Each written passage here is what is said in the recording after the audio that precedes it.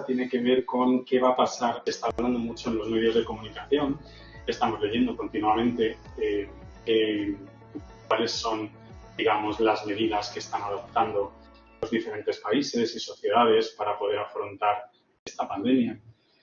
Pero realmente, y estoy convencido de que estáis de acuerdo conmigo, ¿no? Los compañeros, se está hablando bastante poco de cuáles están siendo y cuáles van a ser las consecuencias en cuanto a la salud mental en nuestras sociedades. Me dicen que se ve y se escucha genial por ahí en streaming, así que me alegro mucho.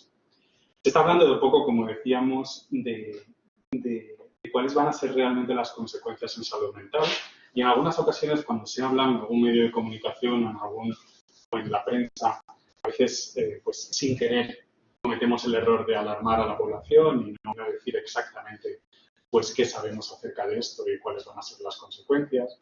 Y sí que me gustaría que este entorno fuera un entorno bastante serio, pero también divulgativo, para poder llegar a la población y contar exactamente cuáles van a ser estas consecuencias.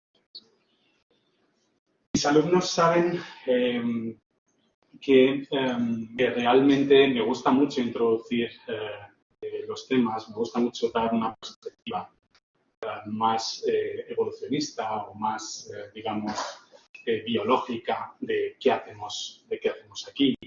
Y realmente, digamos, a lo largo de todos estos miles de años, pues lo que nos hemos encontrado es que desde el momento en el que Sapiens intenta relacionarse en grupos de más de 10, 12 individuos, pues tiene que desarrollar una serie de capacidades y también habilidades para poder cooperar entre unos y otros y poder salir de situaciones que no todas han sido buenas, sino muchas de ellas son realmente difíciles y adversas.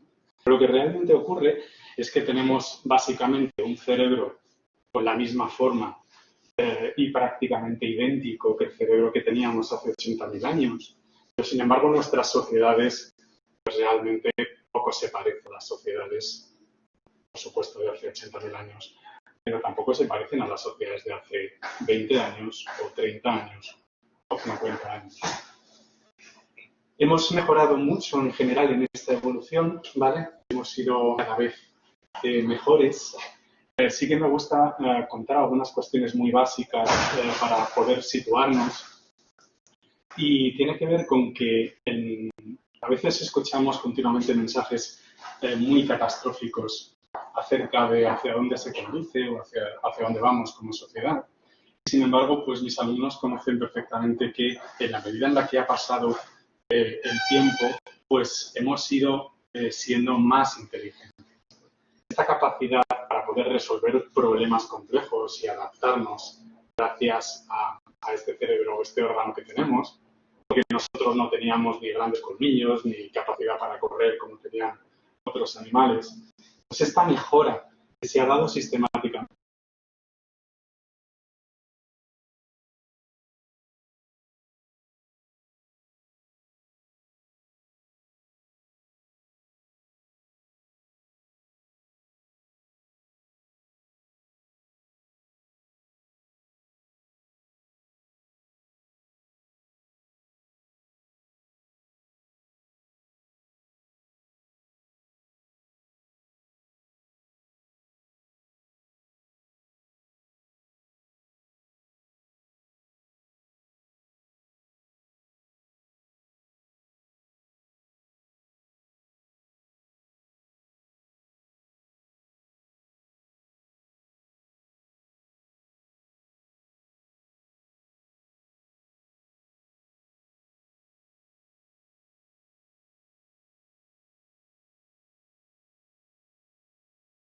calorías ingeridas por habitante.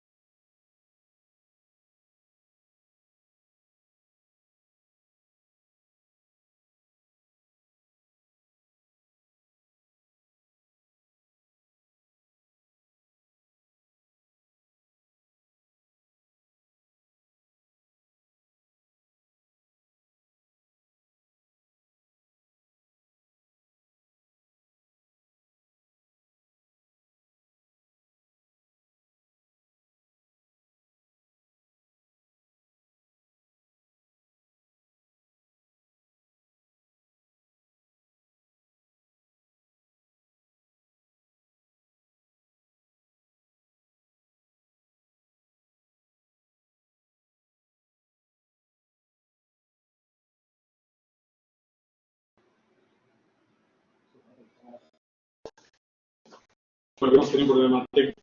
La gente que estáis fuera escuchando, creo que un corte, pero bueno, continuamos. Venía diciendo básicamente que esa capacidad para adaptarnos se ha puesto de manifiesto en diferentes condiciones que hemos superado a lo largo del tiempo, pues similar.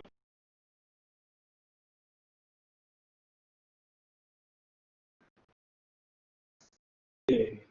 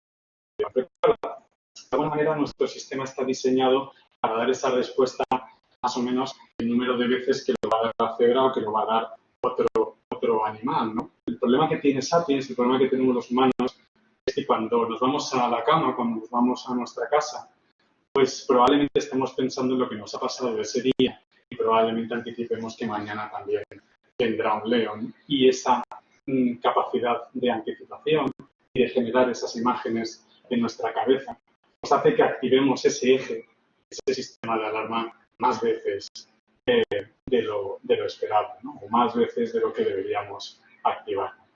Ese sistema ha sido muy estudiado, es el famoso eje HPA que relaciona el estrés con esa descarga que tenemos de las vulgarmente conocidas como hormonas del estrés y cómo ese eje, de alguna manera, la activación y el volcar al torrente sanguíneo de esas hormonas, como el cortisol, pues nos preparan para esa escapada o esa lucha lo más inmediato posible y con el mayor éxito evolutivo posible. Sin embargo, nosotros pensamos y nosotros mantenemos ese eje, como os decía, más veces activado. Esto se pone de manifiesto en esa visión que tenemos sobre cómo afrontar situaciones estresantes y cómo nuestra valoración, nuestra percepción de amenaza y las valoraciones que hacemos sobre la propia fuente de estrés y nuestros propios recursos, pues hacen que nuestra respuesta emocional cada vez sea más intensa. Así que básicamente lo que somos, pues es algo así como unos animales que pensamos y que realmente tenemos una capacidad extraordinaria de resistir a la adversidad, como veis en esta imagen. Y a pesar de lo que nos ocurra, generalmente resistimos y reaccionamos bastante bien. En general, cuando se desarrollaron todos estos estudios en una primera etapa acerca de afrontábamos los seres humanos estas situaciones catastróficas como la que tenemos, pues se planteaba que había algunas personas que tenían una especie de capacidad extraordinaria para resistir a la adversidad, mejor que otras. Y se llegó a pensar que, a excepciones de la población general, hay algunas personas que son lo que se conoció como resilientes tienen esa capacidad para resistir a la adversidad mejor que otras. Sin embargo, con el paso de los años en investigación nos dimos cuenta de que esa capacidad para recuperarse o para resistir a la adversidad pues era más bien una norma más que una excepción y que por lo tanto Sapiens se adapta bastante bien a estas situaciones catastróficas en términos generales, aunque obviamente hay parte de la población que va a tener más dificultades. Este es un ejemplo de los atentados terroristas en París en 2015 y de cómo la población general, como una muestra de 62.000 personas en Twitter, cómo la población general, digamos, volcaba en Twitter mensajes con contenido emocional antes y después de los atentados y cómo realmente tuvo que pasar muy poquito tiempo para que el contenido de esos mensajes aversivos en Twitter, expresando afecto negativo, enseguida, en 2 o 3 días, enseguida volvía a la normalidad. Es decir, es un ejemplo de cómo realmente nuestras sociedades, casi a pesar de lo que nos ocurra, tenemos esa capacidad elástica y extraordinaria de volver a niveles normales con el paso del tiempo. Hoy podemos hacer estos análisis y hace 15 años no podíamos hacer este tipo de análisis simplemente porque nuestros ordenadores ni nos lo permitían, ¿no? Por lo tanto, hoy de alguna manera es fácil poder tener una visión más en conjunto acerca de que nuestro sistema es fácilmente adaptable en términos generales a situaciones como la que estamos viviendo. ¿Por qué nos adaptamos bien?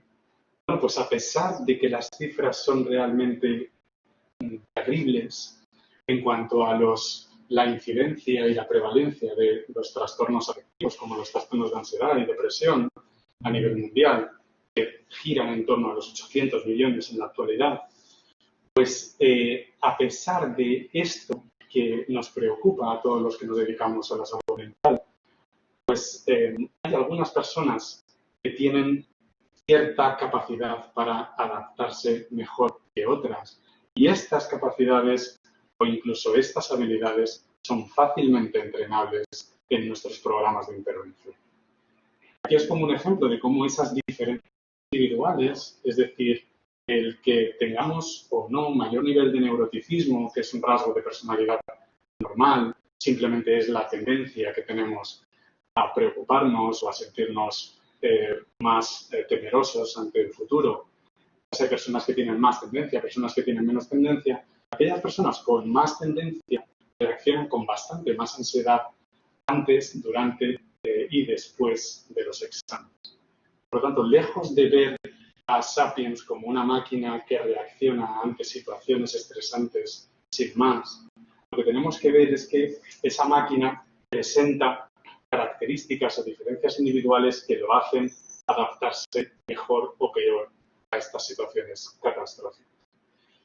En esa línea van la implementación de todos nuestros tratamientos y de todos los programas de intervención desarrollados para los trastornos psicológicos o trastornos mentales. Es decir, ¿qué tienen esas personas que lo hacen bien para poder implementarlo a las personas que tienen dificultades? O, visto de otra manera, esas dificultades vamos a tratar de recomponerlas o de entrenar habilidades por medio de programas incluso preventivos para que reaccionen mejor ante situaciones catastróficas. Esas diferencias individuales las hay en diferentes niveles, es decir, depende del nivel de análisis en el que estemos. Esas diferencias individuales tienen que ver con cómo procesamos las señales de peligro o con cómo está configurado nuestro sistema o incluso con cómo reaccionamos ante situaciones sociales. Pero básicamente lo que vienen a decirnos es que esas reacciones emocionales dependen de ese procesamiento que hacemos y ese procesamiento que hacemos depende en gran parte de quiénes somos, cómo somos, qué estrategias tenemos y qué habilidades hemos entrenado.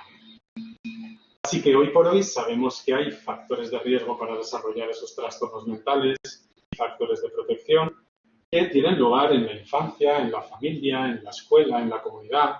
Y de alguna manera, pues todos los que estamos aquí presentes, pues fundamentalmente nos centramos en fortalecer esas diferencias o esas cualidades para que, de alguna manera, aquellas personas que tienen dificultades presenten ahora factores de protección y no recaigan o no tengan esas dificultades que previamente tendrían si no han sido entrenadas, no esas habilidades.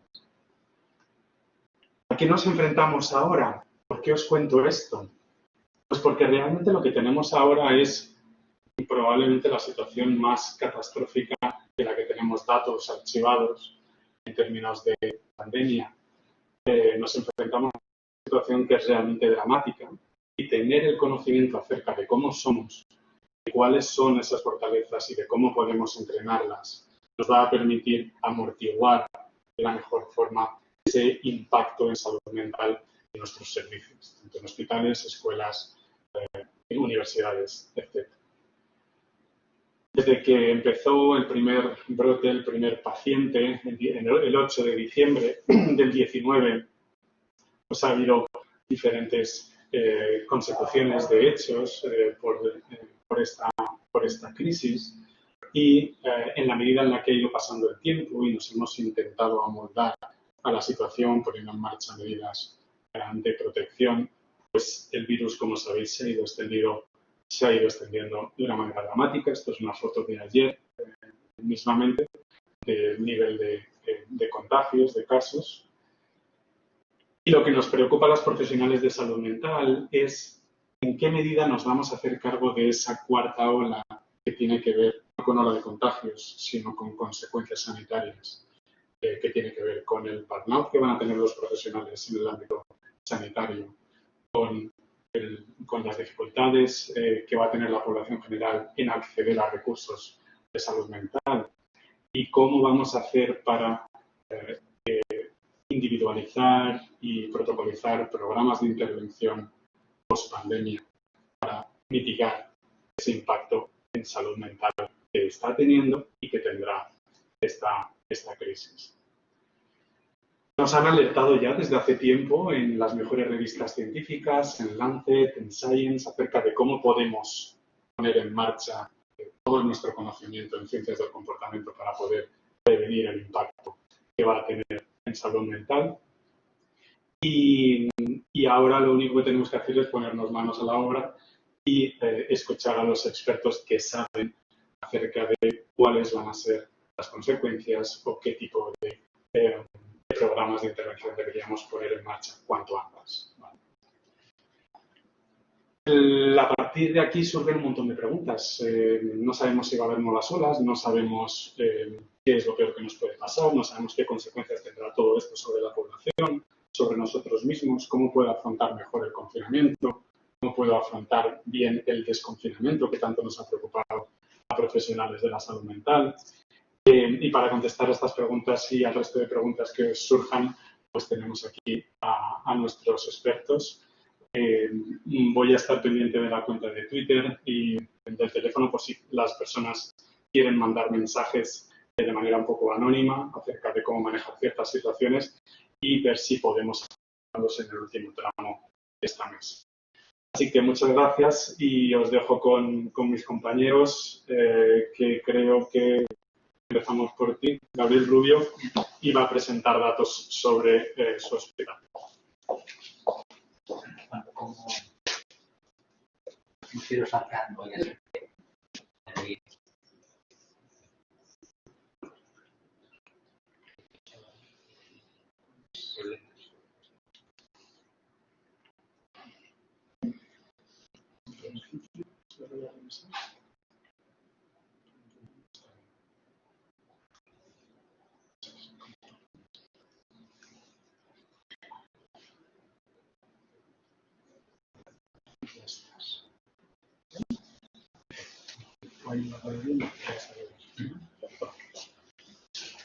Bien, buenas no sé si días o tardes a todos y en primer lugar agradecer a la Universidad Camilo José Cela y al profesor Juan Ramos Tejudo por permitirme hoy estar aquí.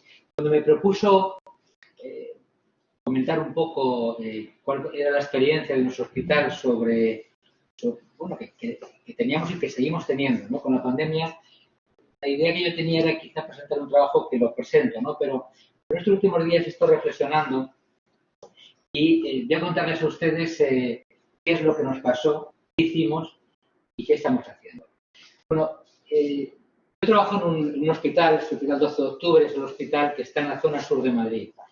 Y las personas, las familias a las que atendemos, pues viven en unos distritos con un nivel de complejidad socioeconómica importante, Carabanchel, Usera y Villaverde.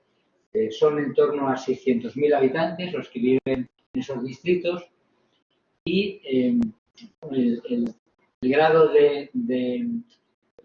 saben ustedes que en muchos distritos de la ciudad de Madrid hay personas que se pueden permitir pues acudir a la seguridad social o a un seguro privado. Bueno, las tasas de este doble aseguramiento en la zona donde yo trabajo son mínimas, casi nulas. Por lo tanto, es una población que casi cualquier problema serio que tienen viene a su médico de atención primaria o viene al hospital.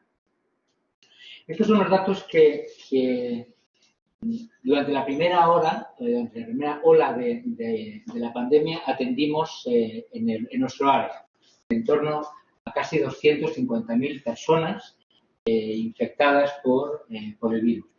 No se alarmen que todos no ingresaron en el hospital. Cuando surgió el problema nos confinaron, nosotros ya teníamos algunos problemillas en el hospital, rápidamente tuvimos que diseñar.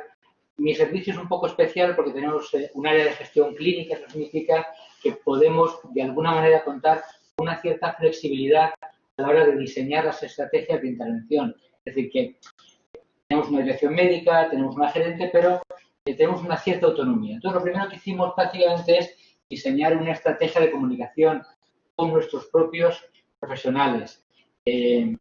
Podíamos ir a trabajar, la atención primaria no se estaba atendiendo a pacientes porque estábamos confinados el 14 de marzo, por lo tanto tampoco había pacientes en las consultas externas, tampoco teníamos pacientes prácticamente en ningún centro de salud mental, solamente atendíamos telefónicamente a los pacientes graves, o bien que ingresaban, o bien que llamábamos de una manera proactiva, pues personas con trastorno mental grave que tenían que venir a hacer un seguimiento fundamentalmente con los equipos de enfermería. Entonces diseñamos una estrategia de comunicación para que todas las personas que trabajamos en el área de salud mental tuviéramos por parte de la dirección, por parte de como jefe de servicio y tenemos un grupo de personas que son los diferentes responsables de los centros de salud mental, enviábamos prácticamente 2 veces por semana, enviábamos a veces protocolos de actuación, decisiones, cuántas personas estaban infectadas, para que tuvieran una información lo más precisa posible de qué estaba pasando en nuestro área. El número de pacientes que ingresaban por COVID en el hospital creció exponencialmente. Tuvimos que redistribuir. Diferentes profesionales tenían que atender más a la interconsulta del hospital, a los pacientes ingresados en las plantas de medicina interna, a los pacientes y a los familiares. Por lo tanto, tuvimos que redistribuir una serie de profesionales para que atendiesen a los pacientes ingresados por problemas del COVID y también a los profesionales. Sí o sí, el teléfono ha venido para quedarse.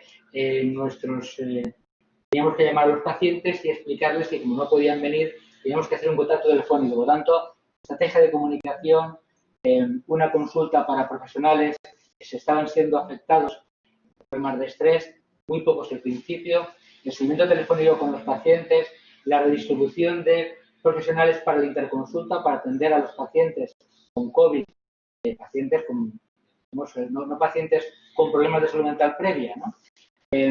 Tuvimos que empezar a diseñar estrategias. Teníamos conocimiento por parte de los médicos de atención primaria de que se estaba utilizando de manera excesiva tanto alcohol como benzodiazepinas en la población general. Entonces, empezamos a diseñar prácticamente a finales de abril una documentación para instruir, para formar a los médicos de atención primaria de cara a lo que podía pasar en mayo, es decir, cómo podían los médicos de atención primaria afrontar los problemas de duelo patológico, las personas que habían sufrido pérdidas familiares, de los problemas de abuso de sustancias, fundamentalmente benzodiazepinas, hipnóticas, el alcohol y los cuadros adaptativos como consecuencia de la pandemia.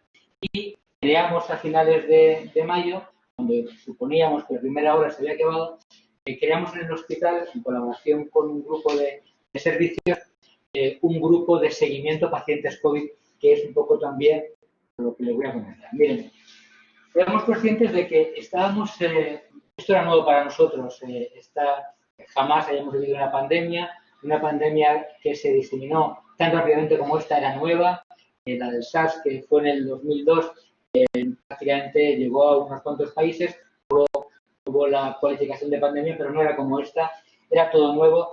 Era un virus que desconocíamos y desconocemos muchas cosas.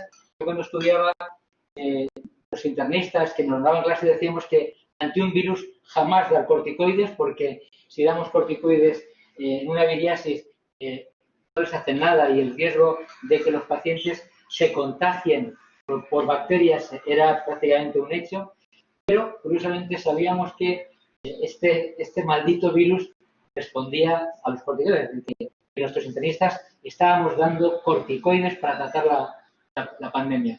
No sabíamos muy bien por qué, si el virus afectaba o no afectaba al sistema nervioso central, pero intuíamos que sí. No sabíamos muy bien si el virus iba a dar complicaciones, luego vimos que sí.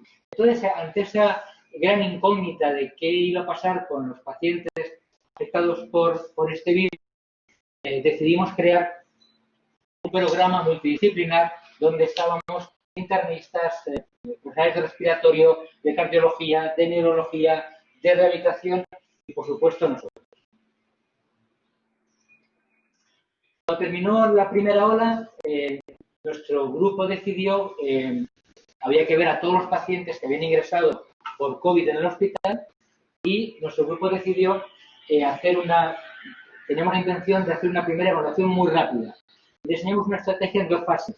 Primero, teníamos todos los datos del número de historia, teníamos todos los teléfonos, entonces lo que optamos es, en una primera fase, llamar a todos lo veremos, a los casi 2.500 pacientes, todos recibieron una llamada telefónica nuestra donde les pedíamos, primero qué tal están, hicimos un pequeño diseño de cómo tener esa entrevista y analizamos una serie de preguntas de cribaje para que esas nos permitiesen detectar si nuestro paciente tenía un problema o no serio y ofrecerle una entrevista presencial. Por lo tanto, diseñamos un estudio muy simple en 2 fases, que no era un estudio realmente, sino era un proyecto de seguimiento de esos pacientes que, insisto, habían ingresado en el hospital 12 de octubre por un problema de COVID-19 grave. Estos son los pacientes que hemos conseguido finalizar las entrevistas prácticamente a mediados de octubre. Fueron 2.000, casi 500 pacientes, la proporción mujeres, varones, prácticamente al 50%. Estas son las distribuciones por mujeres y hombres. Fijaos que prácticamente la mayor proporción de pacientes que ingresaron, insisto, están entre los 50 y los 70 años. Estos son el número de pacientes que ingresaban en las UCI. Este dato es quizás un poquito engañoso porque realmente no teníamos tantas camas de UCI y realmente se tuvieron que habilitar como si fuesen UCIs pues otros servicios, incluido por ejemplo el mío de psiquiatría. La dirección médica optó por retirarnos la capacidad de ingreso y se convirtió en una especie de UCI para pacientes con problemas del coronavirus. Nuestros pacientes ingresaban en otro hospital, ¿no? Esta es un poco digamos, la muestra que hemos conseguido entrevistar hasta octubre. Cada una de las preguntas que les hacíamos era un cuestionario muy sencillo. Lo que cogimos es entrevistas estructuradas que habitualmente utilizamos para temas de investigación y hacíamos 1 o 2 o mucho 3 preguntas por trastorno. Y aquí traigo las más relevantes, ¿no? Respecto si el paciente podía tener insomnio o hipersomnia. Lo más frecuente fue en 500 pacientes insomnio. Si tenía aumento del apetito o inapetencia, lo más frecuente también era la inapetencia. Con relación a la patología afectiva, nos preguntábamos si el paciente desde que fue dado de alta. Hay una cosa que tener en cuenta. Nosotros empezamos a hacer este estudio a finales de mayo, de junio. Es decir, que cuando los primeros pacientes que entrevistamos fueron pacientes que habían ingresado en marzo y que a lo mejor habían sido dados de alta en abril. Por lo tanto, había transcurrido entre el mes y medio y 2 meses desde que fueron dados de alta hasta la entrevista. Es importante, ¿no? Y como veis, apatía, 300 pacientes, dificultades para disfrutar de las cosas con las que antes disfrutaban, 266, y la tristeza estaba casi en 600 pacientes. Insisto, son síntomas, no son trastornos. ¿Qué ocurre, por ejemplo, con haber tenido o no crisis de angustia desde que fueron dados de alta? Solo 71 pacientes. ¿Qué ocurre cuando hacíamos preguntas relacionadas con lo que podía ser un trastorno de ansiedad generalizada? Sí estaban preocupados de manera importante por diferentes asuntos, casi 780. Si la preocupación era diaria o si interfería el tipo de preocupación en su vida cotidiana, 132. Por ejemplo, la presencia de obsesiones y compulsiones, pues esto encaja muy bien con lo que luego os comentaré, pues prácticamente 20 pacientes decían que a raíz de haber sido dados de alta habían tenido ideas obsesivas y prácticamente la misma proporción de compulsiones. Lo que tiene que ver con la rememoración de la experiencia traumática que supuso el ingreso, pues en torno a 269 dijeron que sí.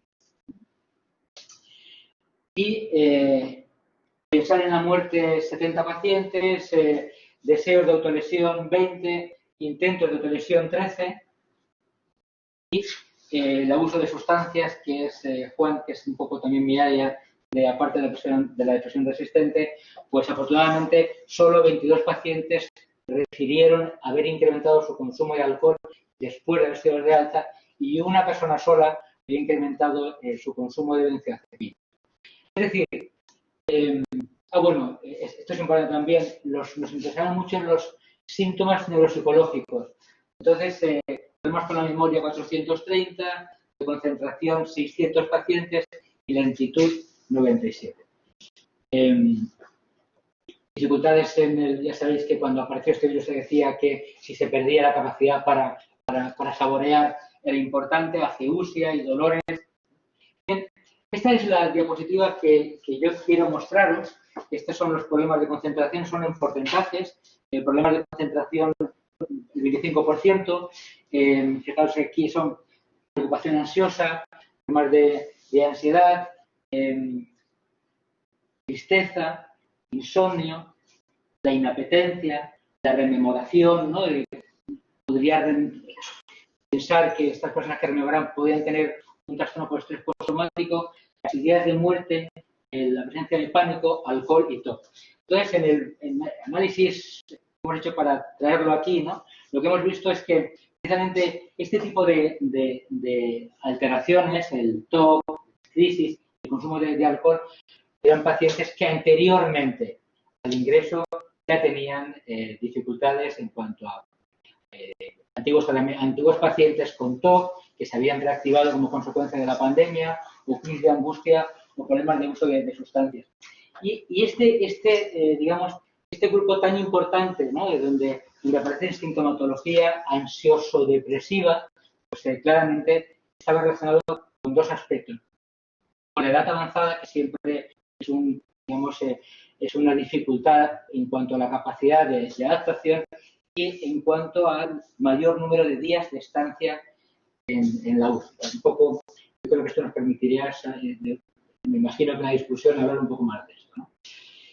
Ahora bien, y me sumo a lo que antes comentaba el profesor Ramos Cejudo, en la segunda etapa, cuando después de la entrevista, las entrevistas las realizaban 3 personas con preparación, eran 2 psiquiatras y una psicóloga clínica, ¿no? En la segunda etapa, pacientes que fueron citados para la entrevista presencial, en torno a 300 pacientes, cuadros depresivos 83, de los cuales 70 y pico recibieron tratamiento farmacológico, el resto farmacológico y psicoterapéutico. He puesto aquí trastornos de ansiedad y adaptativos porque los clínicos teníamos importantes dificultades para etiquetar clínicamente ese cuadro clínico, ¿no? No nos parecía que fuese un trastorno por estrés postraumático, tampoco cumplía criterios de ansiedad generalizada, y de lo que más cumplía criterios era un trastorno adaptativo con ánimo ansioso o ansioso depresivo, casi 200, ¿no? y otros 37.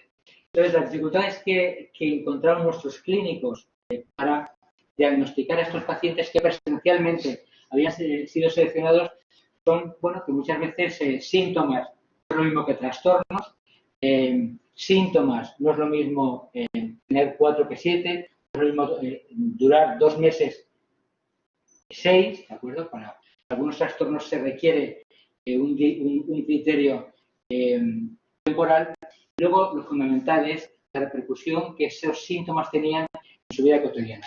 Es de alguna manera lo que vengo a comentar, que va un poco en la línea que se apuntaba Juan, es que muchos pacientes tuvieron muchos síntomas, realmente trastornos mentales, y afortunadamente fueron pocos. ¿Dónde estamos ahora? Y con esto termino. Pues estamos ahora, fijaros, en estrategia de comunicación, en la distribución de profesionales. Estamos ahora con consultas Zoom. Llamamos agendas Zoom porque son agendas que, tanto para intervenciones grupales como intervenciones individuales, utilizamos este tipo de agendas en algunas personas que tienen la capacidad de poder conectarse para hacer el seguimiento y las intervenciones psicoterapéuticas y también de seguimiento clínico a través de agendas Zoom. Hemos tenido que destinar un grupo de 3 profesionales, 2 psiquiatras y una psicóloga clínica, a las plantas de medicina interna para atender. Lo que no queremos es que nos pase como la vez anterior, que muchos pacientes tuvieron cuadros confusivos y no se trataron bien y eso prolongó, por ejemplo, la estancia en las UBIs. Entonces hay 3 profesionales que están continuamente en las plantas de medicina interna para mejorar la atención a esos pacientes y también para mejorar la atención a los profesionales, concretamente a los generales de las UBIs.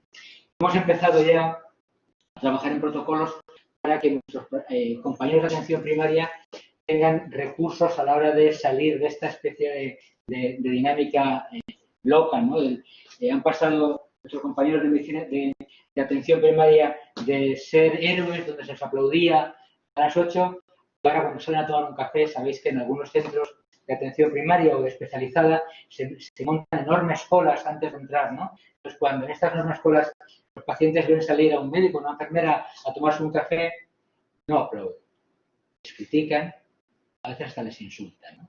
Entonces, bueno, pues estamos diseñando en colaboración con ellos estrategias para el burnout y seguimos viendo a estos pacientes de la primera ola y seguramente en breve pues también tendremos que continuar viendo la segunda ola. Por lo tanto, las repercusiones, las conclusiones de lo que yo traigo aquí, de la experiencia nuestra del 12, es que, bueno, efectivamente hubo importantes repercusiones psicológicas, afortunadamente menos repercusiones psiquiátricas, ¿no? Y en torno al 12%. Lo que tenemos que pensar, como antes comentaba Juan, pues es no solamente en atender mejor a estos profesionales, también, perdón, en atender mejor a estos pacientes, sino también a estos profesionales. Hay una cuestión que yo quiero que penséis, ¿no? Y es que prácticamente las condiciones en las que a veces están trabajando nuestros compañeros de atención primaria son inimaginables. Hay veces que hay pacientes que dicen, es que llamo y nunca me cogen. Es que en algunos centros no estamos preparados para atender a más de 10 llamadas por dificultades con las centralitas. Por lo tanto, hay veces que la gente se cabrea, se irrita. Tienes razón, ¿no? Pero hay un gran desconocimiento sobre las dificultades que a veces tenemos los clínicos para desarrollar nuestra actividad en el día a día. Comentaba antes, Juan, que en la cuarta ola seguramente tendríamos que atender a muchos de los profesionales y de los pacientes, ¿no? Que han sufrido la primera. Lo estamos atendiendo ya. Por ejemplo, hay pacientes con primeros episodios psicóticos que no pudieron ser detectados durante estos meses, que cuando vinieron con situaciones que prácticamente tenían indicación de ingreso. Pacientes con problemas psiquiátricos serios, trastorno límite de personalidad, patología depresiva seria, que las tentativas de suicidio que hemos visto durante la primera pandemia eran muchísimo más graves. Nunca habíamos visto tantas tentativas por ahorcamiento como las que hemos visto en los últimos meses de la pandemia. Es decir, que ya estamos sufriendo las consecuencias de no poder hacer un seguimiento correcto y adecuado de los pacientes más graves. Entonces, bueno, una buena noticia y es que, como decía Juan, el Homo sapiens nos permite adaptarnos bien a nuestro ambiente, y una mala noticia es que, bueno, la atención que podemos dar a veces desde los equipos sanitarios a nuestros pacientes, pues técnicamente a veces no es como la quisiéramos dar, y seguramente hay compañeros, por ejemplo, que pues hoy en una reunión, ¿no? Compañeros que se están planteando dejar la profesión porque bueno, entienden que esta situación para ellos es inaguantable. Una buena y una mala noticia. Gracias, Juan, y espero que en el debate surjan temas.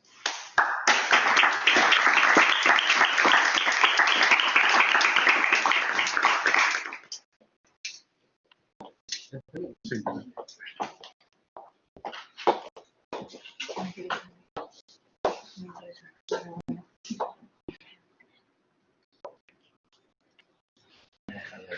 He dejado mi... No. Pensaba que...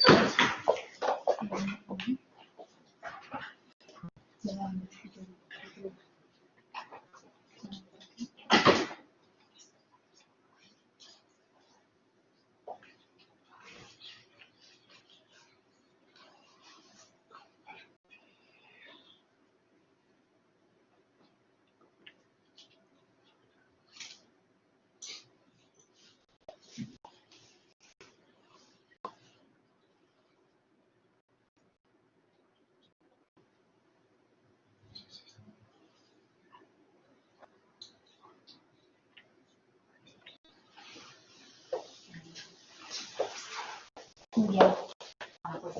Muchas gracias a todos los que estáis hoy aquí presentes, también a la gente que nos está viendo en streaming y a Juan por haberme invitado a pasar aquí esta mañana con vosotros y poderos contar el estudio que hemos hecho sobre el impacto psicológico que ha tenido el confinamiento en la salud mental y la influencia que tiene la afectividad y las estrategias conductuales que la gente ha utilizado pues, para estar mejor. Sí que quiero decirles, este es un estudio cuya autora principal es Violeta Medialdea, que está aquí con nosotros. Luego, si tenéis alguna pregunta para ella, se la podéis hacer. Yo, si queríais decir. Si vemos ahí un poco el efecto, yo creo que nos hemos explicado fenomenal cuáles son un poco, cómo se han sentido todas las personas que tenían COVID. Este está más centrado en población general. ¿Cuáles son los efectos que ha tenido que hayamos tenido que estar pues tanto tiempo confinados en nuestra casa? Antes de empezar, quería hacer una reflexión. Paramos un segundito y pensar, vosotros, cada uno de vosotros que habéis estado esos 3 meses metidos en casa, que luego nos han ido acelerando y ahora volvemos a estar en esta fase de restricciones, de no sabemos muy bien qué se puede hacer, qué no se puede hacer, si nos vuelven a confinar, ¿no? Si nos paramos y pensamos qué hemos sentido, uno lo va a explicar. Luego nos va a decir que nos hagamos un selfie interior, ya nos lo va a explicar ya muy bien. Pero ¿hay alguien que no haya sentido tristeza, miedo, culpa, a veces alegría, enfado, frustración, ansiedad? Todos al final hemos sentido emociones desagradables, porque es una situación especialmente compleja y sigue siéndola, y seguimos sintiéndolas. ¿Cuál es la diferencia?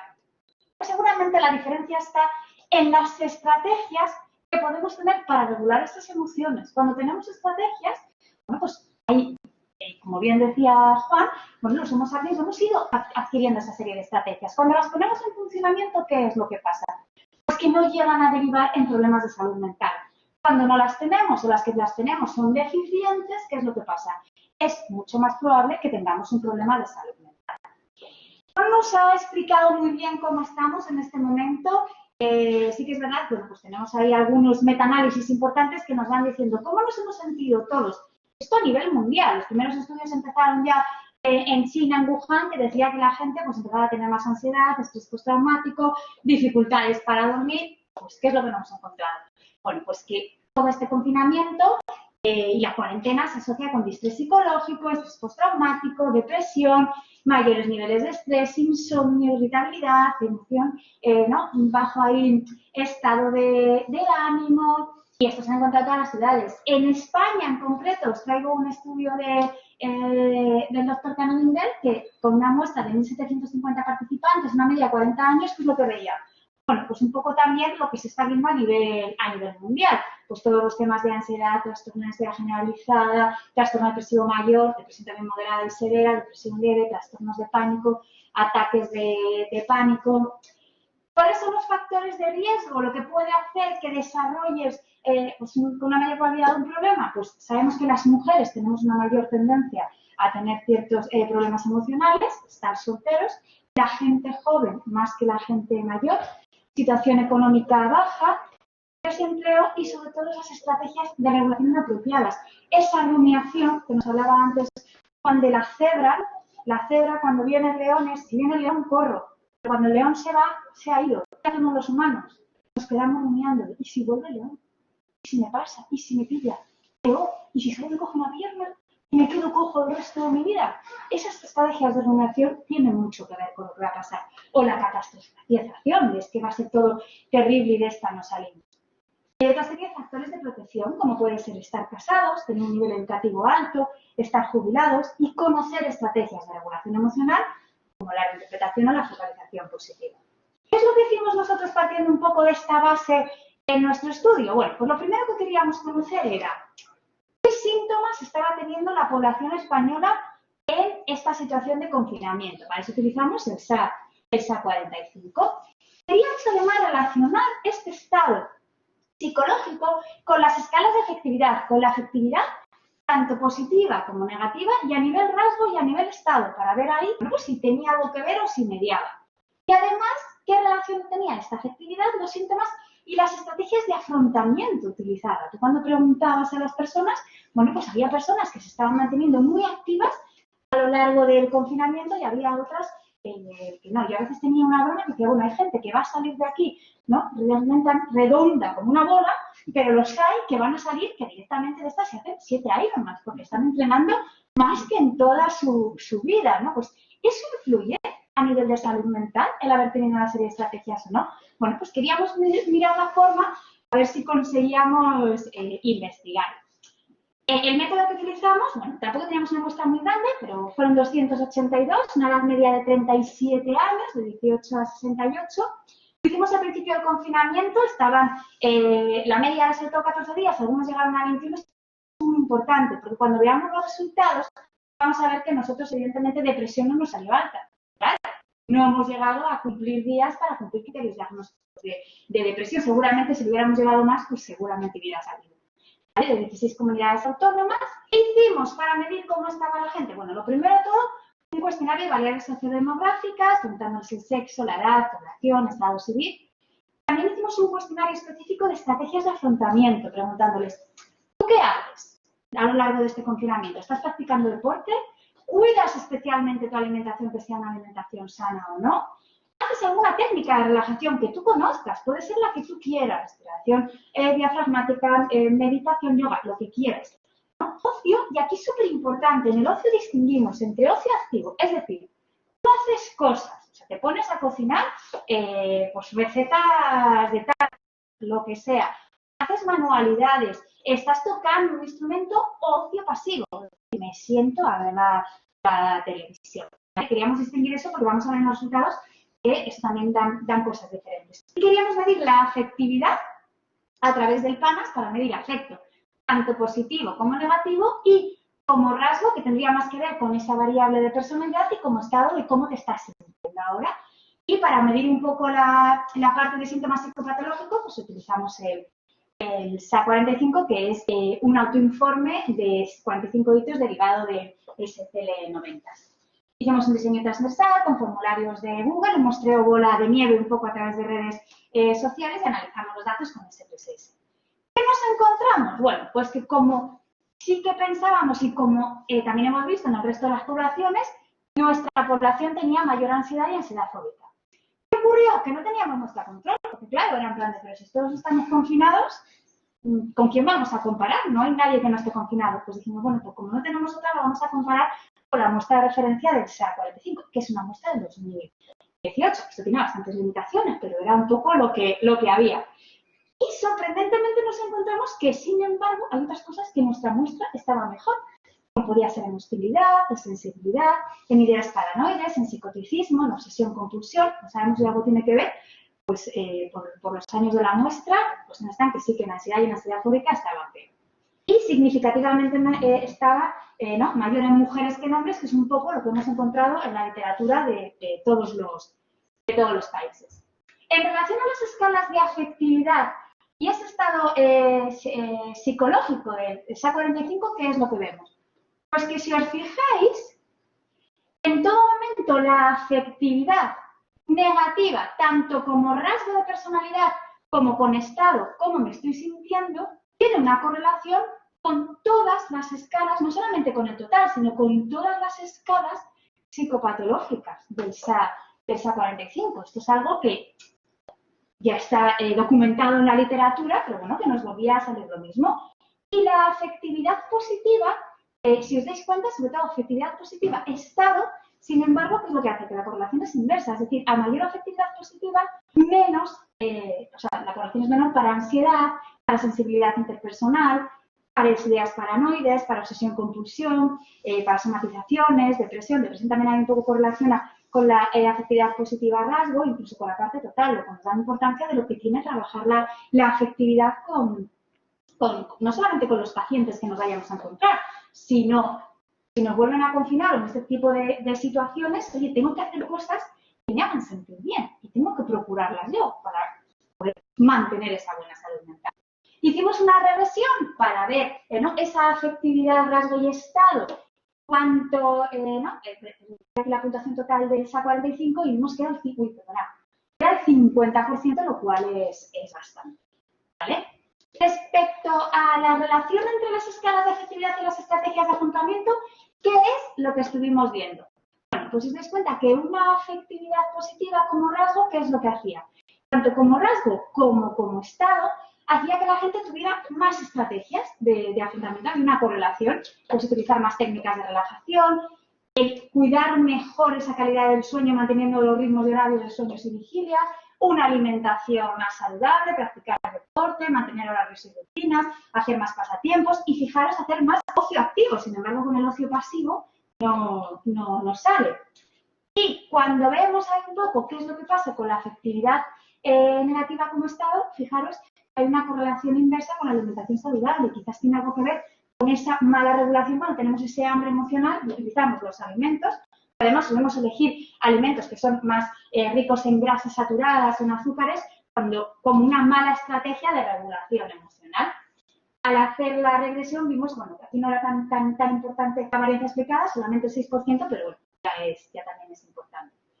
Y respecto a la relación del estado psicológico con las estrategias de afrontamiento, ¿qué es lo que vemos? Bueno, pues sí que vemos que hay sobre todo el sueño, si os dais cuenta, que hay una correlación con ansiedad, con sensibilidad interpersonal, ideas paranoides, somatización, depresión y con el rasgo total, cosas que, por otro lado, también sabíamos de la literatura. También la alimentación tiene correlación con hostilidad, con ideas paranoides, con somatización, depresiones y con el total, y el deporte, que son cosas que también sabemos que son ahí importantes mantener. Y, sin embargo, pues hay correlaciones positivas entre hacer pasatiempos y ocios activos con depresión y con obsesión-compulsión. Lo importante que tiene, hago cosas por sentirme mejor para cuidar la salud mental. Aquí tenemos ahí la regresión y la varianza ahí que nos explica el sueño, alimentación y deporte, de nuevo vuelve a ser un 50%, que es bastante. ¿Qué ideas, no? Sabemos ahí un poco de esto. Bueno, pues cosas que a lo mejor ya sabíamos. Nuestros resultados al final coinciden en ansiedad y en ansiedad fóbica con los que ya estaban recogidos. También es verdad que, bueno, esto se iba haciendo un poco sobre la marcha, la revisión de estudios era casi a diario, porque esto era algo de que iban saliendo. Nosotros no hemos salido de presión, pero estábamos recogiendo muestras en el día 14 de confinamiento, 21, no ha dado tiempo a que pueda dar positivo los síntomas del SA45, a no ser que tengas la depresión ya previa, ¿vale? Lo que hablamos de la importancia que tiene la afectividad, sobre todo la afectividad negativa, tiene un coeficiente del 70% con las dimensiones del SA45. Esto es súper importante. Poderlo trabajar no solamente desde la parte clínica, desde la parte sanitaria, sino desde la parte de prevención como estrategia general, donde vamos a trabajar esa afectividad Porque sabemos que a mayor afectividad negativa hay una mayor sintomatología, pero a mayor afectividad positiva hay menos sintomatología. Pues esto se pueden implementar ahí estrategias, seguro que luego nos va a contar cosas. Y algo que ya sabemos, bueno, cómo lo importante que es sueño, alimentación, deporte, cómo se relaciona con una relación inversa con la sintomatología. Llevamos muchos años con esa frase, ¿no? Ya de los griegos, de mens sana in corpore sana. Lo que nos está diciendo la neurociencia últimamente es que quizás sea al revés, que cuando tú tienes un cuerpo sano, la mente funciona mejor y que a veces hay que poner el foco en dormir las horas suficientes, que somos un país que tiene a dormir más o menos poco, y ya sabemos la importancia que tiene el sueño, alimentarnos correctamente y practicar deporte. Es verdad que el estudio que os estoy contando tiene bastantes limitaciones, porque no teníamos mucho control, no era una muestra meteorizada, sino hemos sido bola de nieve. Los antecedentes históricos iban un poco sobre la marcha. Tampoco sabíamos cuánto iba a durar el confinamiento, porque esto no lo sabía nadie para poder hacer estudios longitudinales.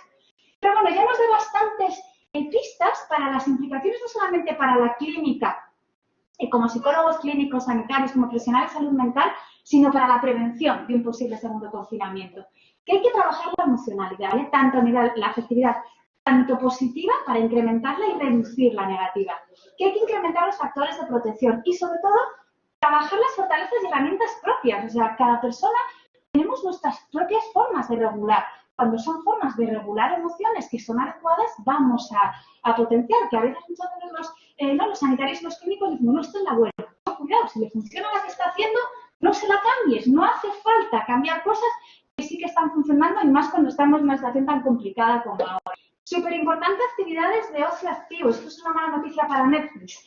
No, es muy entretenido, pero no ha dado correlación con menor sintomatología en esta 45. Y mantener esos hábitos de rutina, vida saludable, sueño, alimentación, deporte, que son fundamentales y que aunque estemos confinados, aunque estemos con restricciones, es importante ahí mantenerlos. Bueno, luego aquí al final quedamos ahí a disposición, tanto Violeta, que está aquí con nosotros, como yo, para haceros ahí, para que nos podáis hacer todas las preguntas que queráis. Muchas gracias.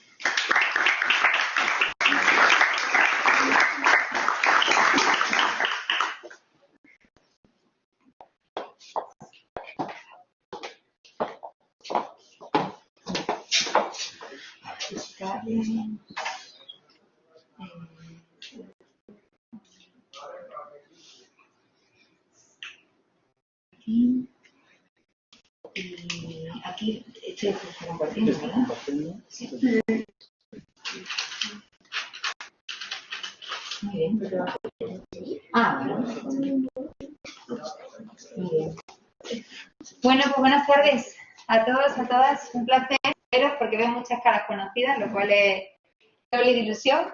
Y en primer lugar, porque es un honor compartir esta mañana o esta tarde con tan grandísimos profesionales, con estudios tan interesantes que yo creo que arrojan mucha luz a lo que nos queda por hacer, a las cosas, a los retos y a los desafíos que nos está suponiendo esta situación de pandemia a nivel mundial. Y bueno, pues yo voy a contar un poquito, precisamente porque muy bien introducido por Juan antes y por Silvia, ¿no?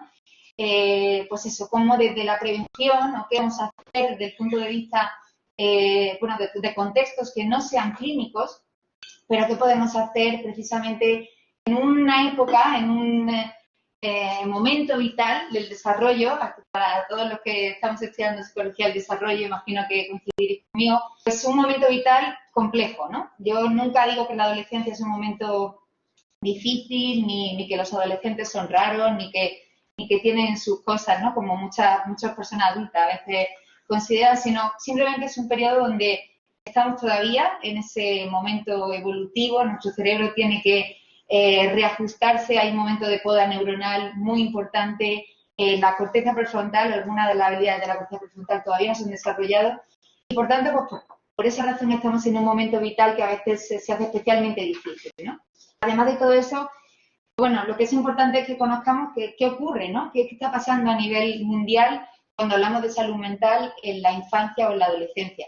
Bueno, pues lo que sabemos, gracias al informe de la OMS del 2014, es que actualmente la depresión es la primera causa de discapacidad en adolescentes. Por primera vez se situaba las enfermedades mentales como primera causa de discapacidad en esta población. Además, 2 de cada 3 personas que manifiestan sintomatología clínica en la etapa adulta ya lo han manifestado a su vez en la infancia y en la adolescencia. Eso tiene unas implicaciones importantísimas, porque todo lo que podamos hacer en el ámbito preventivo, detectando esas primeras señales, pues es fundamental para luego intentar reducir esa sintomatología cuando lleguen a la etapa adulta. Bueno, ¿qué sabemos a día de hoy, ¿no? Con investigaciones recientes, como algunas ya lo han comentado mis compañeros, ¿qué sabemos con respecto a la salud mental en la infancia y en la adolescencia? Bueno, pues está viendo efectivamente las diferentes revisiones sistemáticas están diciendo, ¿no? O están afirmando que efectivamente se han incrementado los problemas de depresión, de ansiedad, de somatizaciones, problemas relacionados con el insomnio, con la calidad del sueño, trastornos de estrés postraumático. Esto está ocurriendo en población adulta, pero también se está demostrando ese efecto en población infanto-juvenil. ¿Qué ocurre? Que efectivamente hay ciertas limitaciones metodológicas. Hoy en día todavía no contamos con estudios longitudinales, ¿vale? Y tenemos, como bien comentaban también mis compañeros, ¿no? Tenemos una ausencia no podemos comparar qué pasaba antes del COVID, ¿vale? No tenemos ese estudio que nos permita ver esa comparación pre-post-COVID y ver si realmente se han incrementado esos síntomas en cuanto a trastornos mentales o no han sido así, ¿no? Así que bueno, obviamente pues iremos trabajando en ello, intentaremos incorporar más estudios longitudinales y avanzar un poquito más en este conocimiento. Pero es que además, si hablamos de la adolescencia, que es el periodo que os vengo a compartir, pues efectivamente estamos en un periodo donde encima nos trabajamos con una generación que es absolutamente digital. La pandemia nos ha obligado a usar más que nunca las tecnologías. Por supuesto tienen increíbles beneficios, pero también sabemos, porque hay investigaciones que ya lo corroboran, que las personas que pasan más de 2 horas al día usando dispositivos electrónicos y dentro de esos dispositivos electrónicos redes sociales, parece que también reportan mayores niveles de estrés, de ansiedad, de depresión, mayores problemas de autoestima. Y estos son problemas, porque efectivamente ha sido una de nuestras principales vías de escape durante la pandemia y sigue siendo, ¿no? Y en la adolescencia todavía más. Estamos sometidos a ese tecnoestrés que a veces también dificulta mucho o incrementa muchos trastornos de insomnio, muchos problemas de sueño. El mundo emocional de la adolescencia, pues es como digo, es un mundo complejo donde nos encontramos a nivel de desarrollo, nos encontramos procesos característicos y muy interesantes y muy relevantes que de alguna manera nos explican, ¿no? Por qué los adolescentes están siendo también los grandes villanos, ¿no? en esta pandemia, ¿no? Porque casi toda la responsabilidad o casi toda la culpa se le está proyectando a ellos. Bueno, es lógico por un lado, estamos en un periodo del desarrollo vital donde efectivamente tenemos 3 procesos que todos, aquí también los que somos más mayores lo hemos vivido, y son normal y es saludable que sean así, ¿no? El primero de ellos es esa audiencia imaginaria, ¿no? Estamos en un momento vital de nuestra vida donde necesitamos ser vistos, ser notados. Aquel que ha sido punky en la adolescencia ha sido más punky que nadie y en definitiva necesitamos esa llamada de atención constante. Además, se une otro proceso que es el de fábula personal. Nos creímos unas personas únicas invulnerables. Sentimos que nada nos puede hacer daño, que nada, por supuesto, nos puede causar una enfermedad y esa es la razón por la que en muchos casos terminamos realizando muchas conductas de riesgo que en el fondo repercuten, pues eso, en mayores problemas e incluso en mayor contagio o en poner riesgo, en definitiva, a familiares, ¿no? Y por último, tenemos un proceso también muy interesante que es la invencibilidad adolescente, que no la invencibilidad. La invencibilidad adolescente, que no la invencibilidad adolescente, que es justamente este proceso, ¿no? Necesitamos esa búsqueda de gratificaciones constante, no sabemos retrasar aquello que nos encanta y si queremos salir de copa lo necesitamos hacer, pero además lo necesitamos hacer ya, no podemos esperar, ¿no?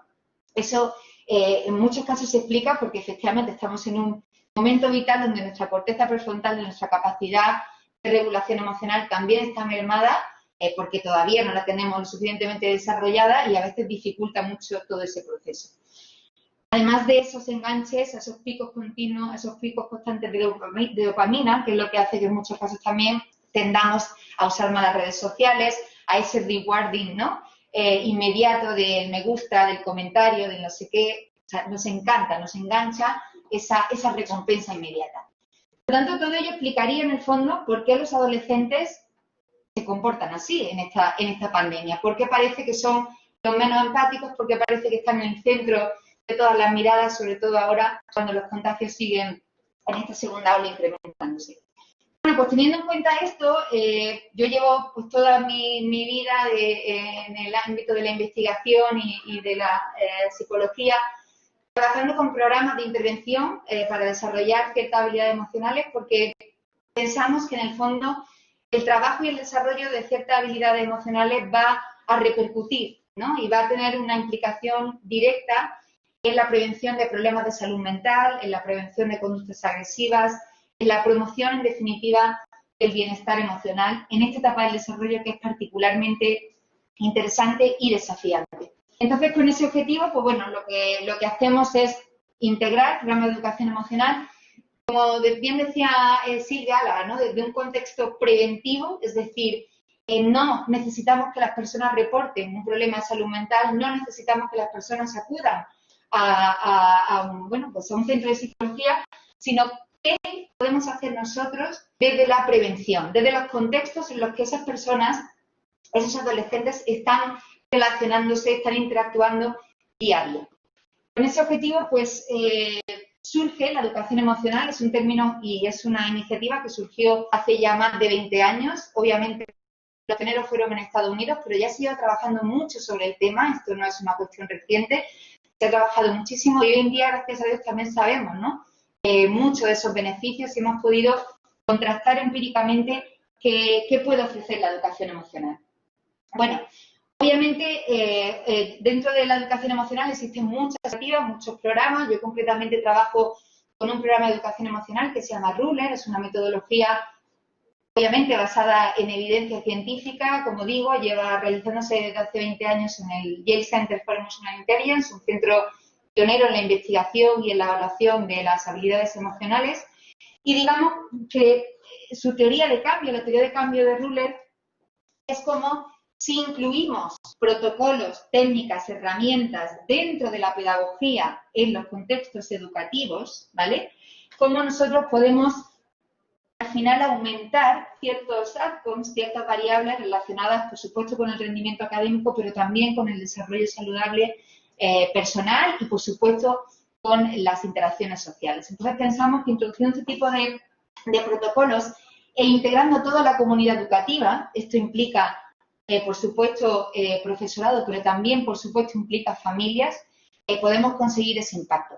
Todo lo que se haga de una manera puntual, todo lo que se haga con iniciativas muy concretas, no va a tener el impacto que deseamos, por mucho que queramos, por mucho que sean actividades maravillosas, eso no va a tener un impacto. Lo que necesitamos es, en esos contextos preventivos, tanto educativos como familiares, realmente el ADN de la cultura de ese contexto esté en el área de la educación emocional, es decir, promueva y esté orientada a la promoción de esas habilidades socioemocionales.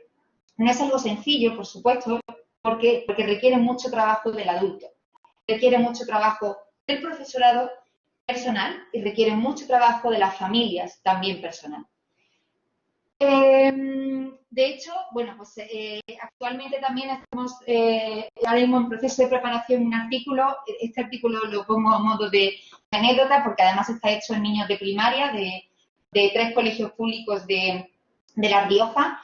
Pero efectivamente lo que demostramos es que cuando nosotros capacitamos a los docentes, al profesorado, con herramientas y donde entrenamos a esos docentes para reconocer mejor las emociones de sus alumnos y reconocerlas también en ellos mismos, comprenderlas mejor y regularlas mejor, conseguimos que se reduzcan muchas variables relacionadas con la sintomatología clínica, con el desajuste clínico. En concreto, lo que vimos fueron diferencias significativas. Aquellos grupos de clase que habían integrado herramientas de educación emocional habían reducido significativamente la sintomatología emocional y el desajuste clínico, problemas de ansiedad, de depresión, de somatización, etc.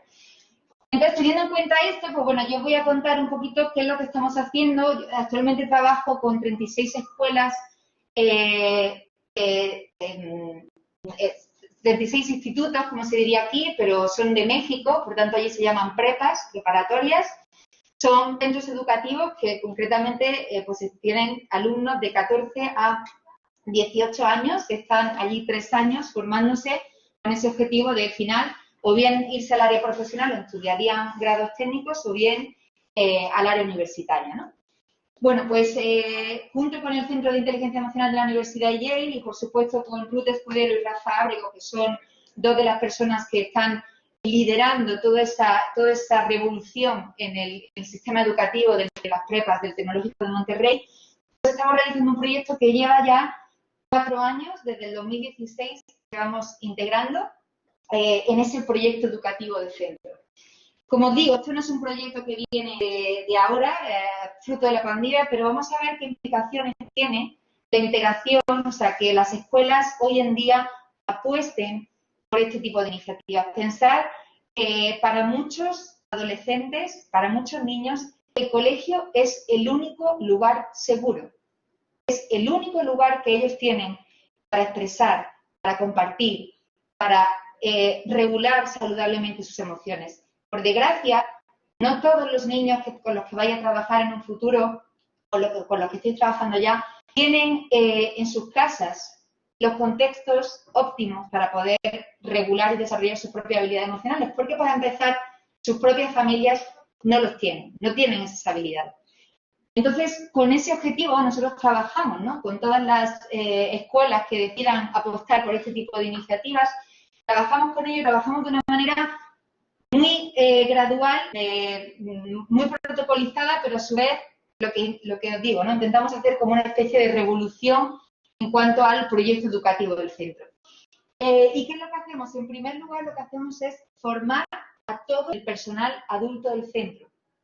Formamos a profesores, formamos a staff, formamos a personal administrativo de servicios, formamos a todo el personal que está en contacto con los niños. Una vez que ese personal se forma, posteriormente integramos a las familias. Realizamos webinars, realizamos talleres con las familias, compartimos esas herramientas que los niños van a trabajar en sus clases. Y por último, lo que hacemos ahora ya sí es integrar lecciones específicas y protocolizadas a todos los cursos, los cursos que tiene ese centro educativo, ¿de acuerdo? Y eso fue lo que hicimos. Y actualmente hemos incorporado, desde el año pasado a esta parte, hemos incorporado una iniciativa nueva que, bueno, bajo mi punto de vista, es algo muy pionero, y es la evaluación y la monitorización del perfil de competencia emocional de cada uno de sus alumnos. Es decir, imaginaros que vosotros llegáis a vuestro instituto, os evalúan en cuanto a vuestras habilidades emocionales y vuestro tutor es el responsable de desarrollar esas habilidades sabiendo el punto de partida del que tenéis y haceros un seguimiento a lo largo de ese curso académico. Y en el siguiente año, igual. Una de las cosas que ocurre con la educación emocional es que efectivamente existe mucha conciencia sobre lo que se debe hacer, pero no hay consistencia en el tiempo, no hay sostenibilidad en el tiempo, no hay estructura, de manera que un niño que está en segundo de la ESO recibe a lo mejor alguna iniciativa de educación emocional para promover sus habilidades socioemocionales, pero cuando pasan al curso siguiente, esas iniciativas no se continúan. Bueno, pues eso es lo que estamos intentando romper, ahí es donde está esa verdadera revolución, porque lo que hacemos es crear sostenibilidad del tiempo. Igual que cuando aprendéis las matemáticas, cada año aprendíais cosas nuevas, cuando hablamos de educación socioemocional tenemos que hacer lo mismo, aprender cada año cosas nuevas, completar, integrar, desarrollar y sobre todo adaptarlas al perfil, ¿no? Al perfil evolutivo del alumnado. Así que lo que hacemos en esta ocasión es incluir una evaluación que nos permite simplemente identificar ese punto de partida. En concreto lo que hicimos fue una evaluación sobre el perfil de competencia emocional, es una escala validada y publicada, y básicamente lo que nos arroja son estos resultados, ¿no? O sea, nos permite tener un resultado en cuanto a cómo los niños y las niñas identifican sus emociones emociones, cómo comprenden sus emociones, cómo expresan sus emociones, cómo las regulan y, por último, cómo usan sus emociones para tomar mejores decisiones, para rendir mejor, para, en definitiva, funcionar mejor, ¿no? Y relacionarse mejor. Y eso también a nivel interpersonal, es decir, todas esas habilidades, cómo a su vez las aplican en contextos sociales o cuando están en interacción con otras personas. De manera que pudimos identificar como 3 perfiles, bajo, medio y alto, y esos 3 perfiles son los que de alguna manera nos ayudan a entender cómo estamos, ¿no? Y cómo vamos evolucionando. Pues bien, aquí os traigo, estos son el total de alumnos que están, o sea, en estas escuelas de prepa del Tecnológico de Monterrey, lo que están haciendo es una monitorización semanal de cómo se sienten los estudiantes, ¿vale? Primero realizan este test lo realizan solo al inicio del curso académico y luego se lo vuelven a realizar al año siguiente para ver cómo están en esas habilidades. Y luego lo que estamos incluyendo ahora a raíz de esta situación de pandemia es una monitorización, un chequeo en cuanto a cómo se sienten los estudiantes. Bien, a nivel intrapersonal, interpersonal, lo único básicamente más llamativo, más significativo, hemos encontrado que si comparamos el curso académico 2019-20 frente al curso académico 2021, los alumnos han incrementado el porcentaje de alumnos que reportan una baja habilidad intrapersonal a la hora de reconocer, comprender, expresar y regular sus emociones. Sin embargo, en el área interpersonal es verdad que incluso algunos resultados parece que han sido mejores y en cualquier caso no hay grandes diferencias con respecto al año anterior. Y aquí bien, esto es lo que sí que hemos incluido novedoso, esto es lo que sí que se ha introducido como una, digamos, una herramienta que va a permitir que los alumnos reconozcan cómo se sienten. Yo misma el año pasado, para algunos de alumnos que estáis aquí, que tenía clase, yo misma antes de mis clases online preguntaba a los alumnos cómo se sentían usando una de las herramientas pilares de esta metodología, que contaré un poquito en qué consiste de una manera muy breve. Pero básicamente lo que hacemos es preguntar a los alumnos cómo se sienten. Lo primero de todo es si han tenido, si han sido contagiados, si están teniendo un problema de contagio en ese momento, o sea, si tienen una PCR positiva o cualquier cosa, si quieren que su tutor se ponga en contacto con ellos a raíz de los resultados que arroje esa entrevista, y seguidamente lo que les preguntamos es que seleccionen el cuadrante en el que se encuentran. Ahora os voy a explicar en qué consiste el cuadrante. Tienen que identificar las emociones que están experimentando en ese momento y también tienen que responder a preguntas en cuanto a su salud física. Bien, este es el cuadrante que nosotros usamos. Como os digo, esta es una de las herramientas pilares de esta metodología. Es una herramienta que persigue básicamente desarrollar y trabajar la conciencia emocional de toda la comunidad educativa. ¿Y cómo? Pues asegurando un lenguaje común. Cuando habitualmente nosotros preguntamos a las personas, ¿no? Y también a raíz de la investigación que ha compartido Silvia con nosotros, ¿no? Cuando preguntamos a las personas cómo se sienten, cada uno de nosotros tenemos diferentes idiomas para expresar cómo nos sentimos, ¿vale? Usamos un lenguaje, en este caso pues, el castellano. Efectivamente, la percepción que nosotros podemos tener de lo que puede ser sentirse decepcionado, culpable, o triste, o desanimado, puede variar. Y lo más importante y relevante en muchos casos es que cuando nosotros preguntamos cómo te sientes, las personas normalmente no solemos ser sinceras en este sentido. No, bueno, decimos bien, mal, regular, somos muy generalistas, no tenemos esa capacidad para expresar mediante palabras de una manera precisa cómo nos sentimos. Así que con ese objetivo, lo que hacemos es que esa herramienta se convierta en nuestra forma de chequear las emociones, tanto por parte del profesorado como por parte del alumnado. Básicamente esta herramienta responde a la clasificación teórica y clásica de lo que es una emoción. Una emoción tiene un componente subjetivo, mental, y un componente fisiológico, el clásico arousal, ¿no? De manera que yo puedo en primer lugar identificar qué pensamientos, qué ideas tengo, ¿no? Si son agradables o son desagradables, de manera que aquí tendríamos la parte agradable y aquí la parte desagradable, y también puedo identificar todo mi nivel de activación, ¿sí? Un poco en la línea también de lo que comentaba el doctor Gabriel, si nosotros preguntamos a los pacientes y tenemos una herramienta que aún el lenguaje nos va a ayudar mucho, nos va a clarificar mucho esos resultados. Cuando yo uno esos dos ejes me va a dar lugar a 4 cuadrantes. El cuadrante rojo van a ser emociones desagradables, o sea, sensación desagradable y alta activación, o sea, emociones que tienen que ver con el enfado, la rabia, el estrés, el miedo, ¿sí? En el amarillo estarían las emociones desagradables y con baja activación, la tristeza, el desánimo, la vergüenza, la culpa.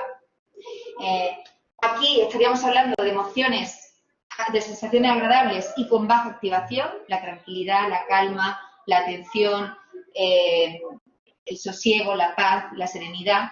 Y aquí estaríamos hablando de emociones agradables, sensaciones agradables y alta activación. El entusiasmo, el orgullo, la excitación, la inspiración, la esperanza, ¿sí?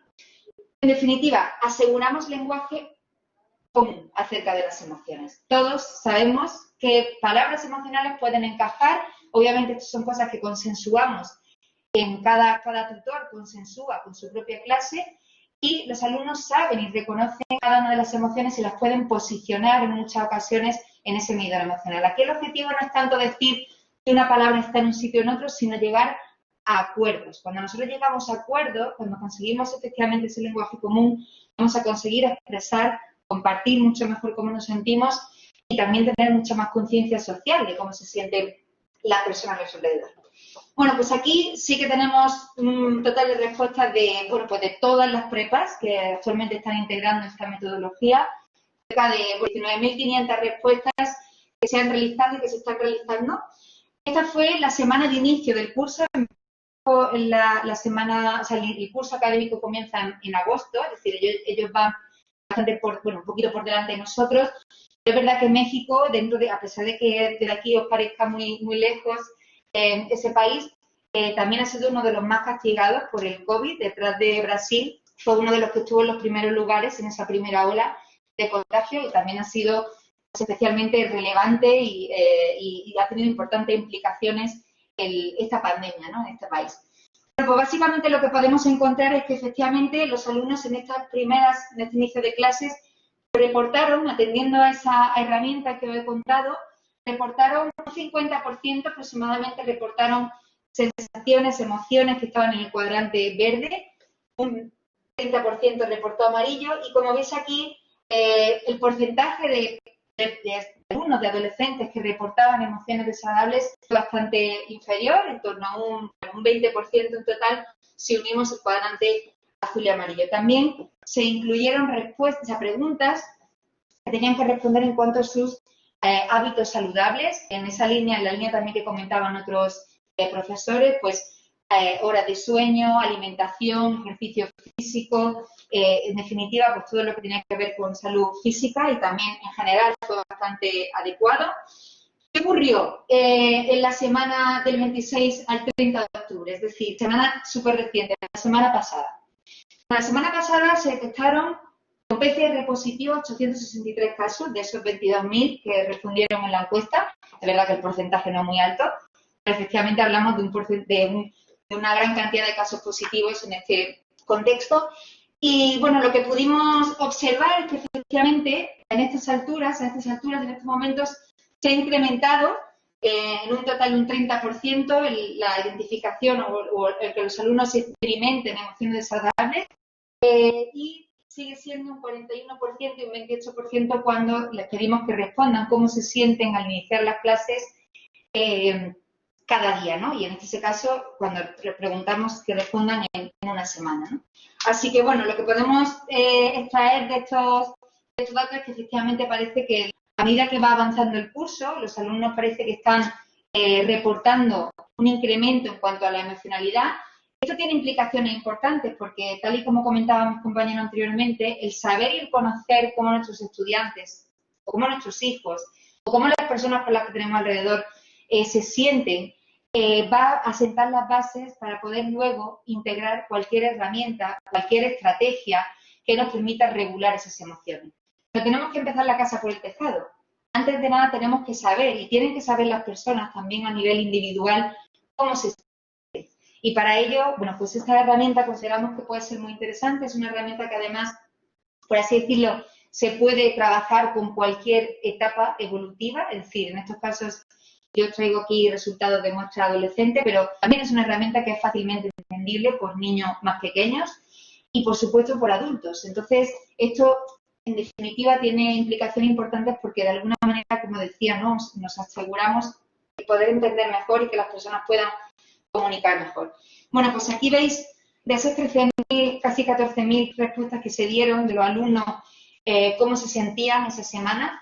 La palabra que más salió fue la de cansancio, la de agotamiento.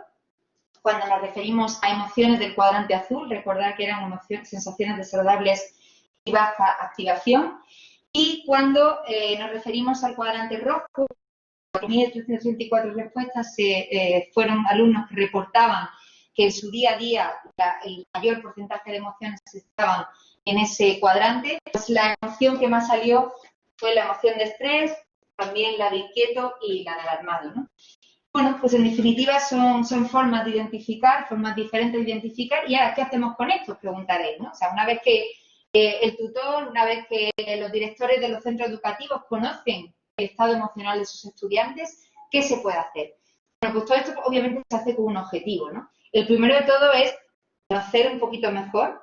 Yo no sé si habréis tenido esa sensación, pero cuando yo estudiaba nunca tuve la sensación de que ningún profesor, por muy bueno que sea, se interesara por cómo me sentía, ¿no? Y además me lo hiciera con esa intención de averiguar un poquito más, de descubrir, de conocer, de ir más allá de los contenidos académicos. Sé que afortunadamente todo esto está cambiando, posiblemente a lo mejor algunos de vosotros que habéis estado en centros educativos donde ha habido una atención un poquito más, bueno, pues profunda, ¿no?, sobre vuestro estado emocional, pero a día de hoy sigue siendo una tarea pendiente y por eso pues todos los que trabajamos en esta área pues intentamos, ¿no?, ofrecer programas de calidad, herramientas de calidad con ese objetivo. Así que, bueno, ¿qué es lo que hacemos una vez que sabemos esto? Pues en ese momento se derivan, todos esos datos se derivan a los profesores tutores de esos alumnos. ¿Con qué objetivo? Pues con el objetivo de hacer observación y seguimiento. Es la primera señal de alarma que a mí como tutor me va a permitir contactar con mi alumno, preguntarle cómo está, hacerle preguntas y en el caso de que lo vea necesario, si veo que esa situación se va incrementando, recordad también que no tenía tiempo para compartir los datos de salud física, pero recordar que a la vez que le preguntamos por su estado emocional, también preguntamos por salud física, consumo de drogas, como digo, insomnio, alimentación, etcétera. Si lo vemos necesario, lo reportamos a las familias o intentamos realizar un trabajo conjunto entre familias y escuela. Pensar que en México hay una gran tasa, una elevada tasa de suicidios, elevadas tasas de problemas de ansiedad y de depresión también, muchísimos problemas de acoso y de violencia en las aulas y este tipo de iniciativas, sin duda alguna, pues también tienen un importante, ¿no?, valor dentro de esto. Bueno, teniendo en cuenta eso, pues, ¿qué podemos hacer, ¿no?, desde el punto de vista preventivo, que era un poco el objetivo de la ponencia que tenía, ¿no? Pues, básicamente, tenemos que saber y tenemos que tener muy claro que tenemos que ofrecer herramientas con ese objetivo, ¿no? En primer lugar, cuando hablamos de salud mental, no hablamos solo de ausencia de enfermedad, hablamos de un bienestar que, a pesar de la situación que estamos viviendo, tenemos que perseguir a las personas que afortunadamente estamos bien o que nos hemos recuperado, ¿no? Entonces, ¿cuáles son las grandes patas de todo esto? Pues, en primer lugar, trabajar el bienestar personal. En primer lugar, esa afectividad. Sabemos que la afectividad agradable, positiva, nos va a ayudar, nos va a beneficiar para tomar mejores decisiones, para autocuidarnos más, para empatizar más con los demás. Por tanto, en primer lugar, esa es una de las primeras patas. La segunda pata es el bienestar interpersonal, teniendo en cuenta también cómo podemos trabajar y desarrollar desde la infancia y la adolescencia, pues, habilidades para tomar conciencia de las emociones de los demás, empatizar, tomar perspectiva, relacionarnos adecuadamente y saludablemente. Y todo ello lo que hacemos es, en definitiva, también nos va a ayudar a tomar mejores decisiones, a tomar decisiones responsables, en definitiva, relacionarnos mejor en el mundo, tener un mejor funcionamiento y bueno, pues a enfrentarnos a los retos de la vida. Nos estamos enfrentando a una situación muy, muy estresante, pero sin duda alguna, si contamos con un repertorio de estrategias que nos ayuden, seguramente las podremos poner en marcha mucho mejor, ¿no? Y luego, pues, ¿cómo lo hacemos? Pues a nivel individual, con ese desarrollo de las habilidades socioemocionales, y a nivel contextual, integrando en las escuelas y en las familias y en el ámbito familiar esas herramientas. Solo si tenemos climas óptimos para expresar, para compartir, donde no nos sentimos juzgados, donde las personas nos dan permiso para sentir, solo así podremos realmente tomar conciencia de cómo nos sentimos y podremos poner en marcha estrategias que nos ayuden a manejar esa emocionalidad, ¿no? Así que, bueno, en resumen, el contexto educativo, queramos o no, es un contexto preventivo, es donde los alumnos pasan la mayor cantidad de tiempo de su vida, por tanto, podemos hacer muchas cosas desde el punto de vista psicológico, podemos hacer muchas cosas desde el punto de vista de la salud mental, aunque no sea exclusivamente clínico. Es el lugar de excelencia para la prevención y promoción de la salud mental. Existen herramientas basadas en evidencia para desarrollar este tipo de habilidades emocionales. Solo a través del lenguaje, solo a través de la conciencia emocional podremos promover esa salud mental. Todo aquello que no se nombra no existe para nuestra mente. Por eso, una de las grandes labores de la educación emocional es la alfabetización emocional. Es decir, que los alumnos de bien pequeñitos sepan reconocer y poner nombre a sus emociones. La importancia de dedicar un espacio para reflexionar, para chequear, para compartir. Yo esto lo experimenté, como digo, en la época de pandemia. A lo mejor, efectivamente, entre comillas, perdíamos 10 minutos de clase, ¿vale? Pero creo que mis alumnos estaban mejor preparados para atender lo que yo les estaba diciendo si ellos antes, previamente, expresaban también cómo se sentían. Por tanto, creo que es algo que debemos de considerar y que en muchos casos nos va a ayudar a mejorar, ¿no?, el bienestar de las personas. Importantísimo, la implicación de toda la comunidad educativa. Esto implica, por supuesto, a los niños y las niñas del futuro y del presente, pero también al profesorado y, por supuesto, a las familias, que son la tercera pata, pero sin duda alguna la más importante porque es la que va a permitir ese trabajo, no solo dentro del colegio, sino también fuera de él. Así que muchísimas gracias y un placer estar aquí.